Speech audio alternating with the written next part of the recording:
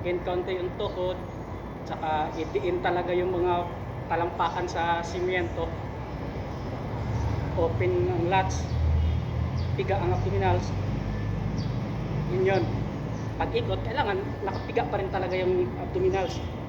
Pagdating dito, i-open yung lats para pag pihit mo nito, dito ka na huminga. Nakatago na yung abdominals eh.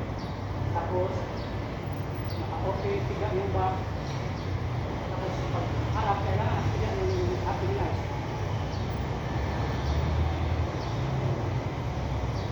Like, ganire. Pag-ikot, buwelo, piga.